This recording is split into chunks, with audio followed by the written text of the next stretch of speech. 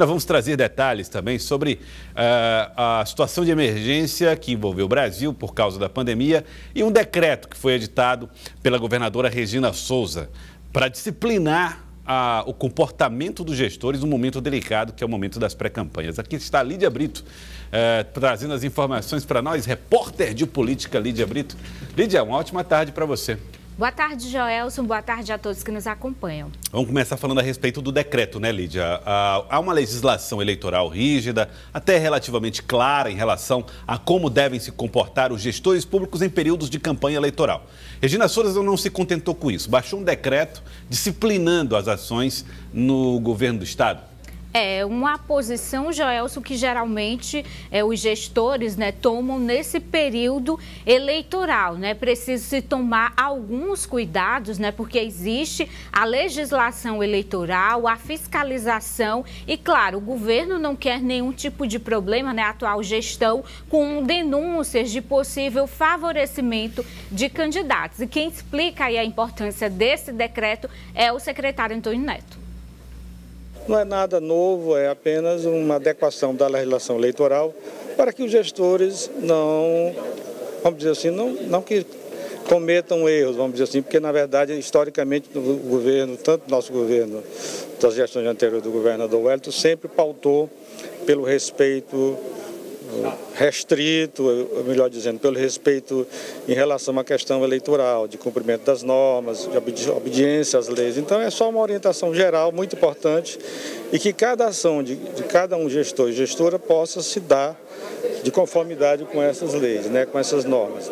Além disso, há uma orientação importante para que a gente possa fazer uma adequação, no sentido de evitar que a gente paralise o governo, que muitas vezes se passa a imagem de que no período eleitoral não se pode fazer muita coisa. Pelo contrário, as ações governamentais, as ações estratégicas do governo, administrativas, elas continuam normalmente. Apenas aqueles cuidados necessários para não misturar a gestão administrativa da questão eleitoral.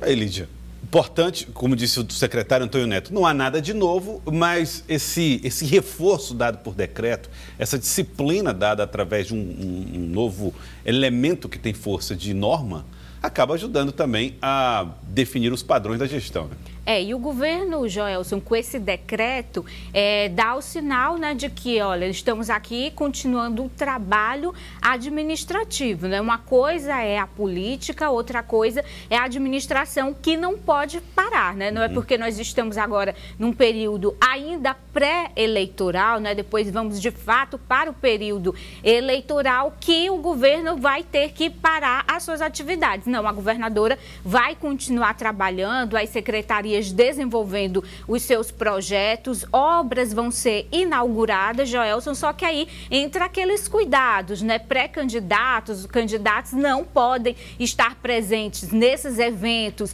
que vão ser realizados pelo governo do estado, não pode ter nenhuma menção ou algo ali na inauguração daquela obra que lembre determinado pré-candidato. E aí é preciso ter esse cuidado, principalmente porque a atual gestão tem um pré-candidato ao governo do estado, Então é importante tentar trabalhar, se evitando aí denúncias, investigações de que órgãos, determinadas secretarias, até mesmo, Joelson, a questão dos pré-candidatos a deputados, de que determinadas secretarias estarão sendo usadas para tentar beneficiar um determinado pré-candidato a deputado, Então, todo esse cuidado foi agora apresentado pela governadora Regina Souza, com esse decreto, e cabe agora aos gestores, dentro de cada pauta, de cada pasta, tentar trabalhar, Joelson, continuando o trabalho administrativo, mas tentando manter a maior distância possível dessa disputa política. E outro assunto, Lídia, é a questão do decreto emergencial. No Brasil havia uma situação de emergência em função da pandemia. Está se desenhando a saída desse cenário. O secretário Antônio Neto falou sobre o assunto? A governadora Regina Souza, quando falou do assunto, ela disse que iria esperar, Joelson, para ver como os outros estados iriam se manifestar com relação a esse assunto e até o Comitê Científico, né, Nacional. Diante da repercussão e de algumas visões que já foram apresentadas, a governadora já tem aí a sua definição de como o Piauí vai trabalhar agora diante do fim dessa emergência provocada pela Covid. Vamos acompanhar. A orientação da Secretaria de Saúde, inclusive ela já liberou um parecer técnico, que ainda deve ser avaliado pela governadora, mas acredito que ela vai referendá-lo, é no sentido de continuar trilhando o caminho da OMS, da Organização Mundial de Saúde. A pandemia ela não está ainda totalmente controlada, acho que nós estamos. Ela não está dizimada, ela não está acabada, não acabou ainda, o vírus não está totalmente acabado, como poderia dizer. A Secretaria de Saúde adotou o critério de que com a terceira dose, se não me engano, se não me falha a memória, com a terceira dose, aqueles municípios que atingissem 50% de vacinação, aliás, 60% de vacinação, eles estariam mais liberados. Mas nós ainda temos ainda uma quantidade razoável de municípios. O último dado que eu tinha são algo em torno de 60 municípios que estavam livres para flexibilizar totalmente, uma vez que ele não atingido esse índice. Então, mas é um caso que a gente precisa ter muita cautela. A verdade é que não deve parar o sistema de controle, o sistema de atendimento, a Secretaria de Saúde está atenta para com isso. Bom, Lídia, também não é nada novo. O governo do estado olha para o governo federal e faz as opções sempre pelo que diz a Organização Mundial de Saúde, né? Independente das posições do governo federal. Tem um quê de questão política no meio, evidentemente que deve ter, mas, sobretudo, uma postura que é coerente com aquela que foi a primeira das posturas adotadas na época, em 2020, né? A própria decisão do governo federal é uma decisão também política, sim, Joelson, né? Reforçando uma posição do presidente Jair Bolsonaro, né? Que desde o início dessa pandemia se colocava naquela posição de que a pandemia não existia, né? Então, agora, quando os números têm essa queda bem drástica, significativa, o presidente Jair Bolsonaro, junto com o ministro da Saúde, decidiram tirar o país dessa situação de emergência, né? Mas isso, claro, tem impacto nos estados e nos municípios. Cada estado e município está ali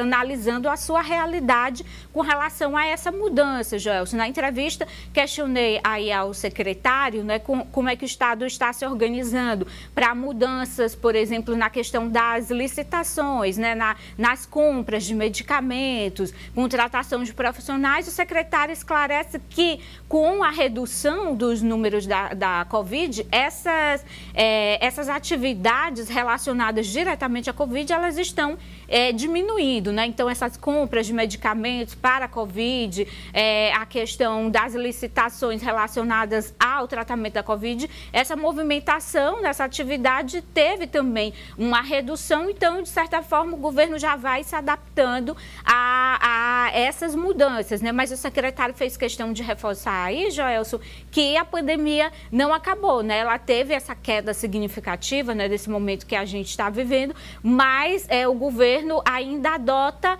o que está valendo no decreto, né? Por exemplo, com relação à liberação das máscaras, né? Está aí vendo os municípios, né, que atingiram ali a cota da terceira dose, do reforço dessa terceira dose, né? Então, ainda mantém esse decreto para que ocorra a liberação do uso de máscaras em ambientes fechados, né? Os estados, Joelson, e o presidente Jair Bolsonaro, desde o início, estão em lados opostos quando se trata desse combate à pandemia da Covid-19 e agora os estados, né, mostram com essa decisão do presidente que se mantém da mesma forma, né, seguindo a Organização Mundial da Saúde.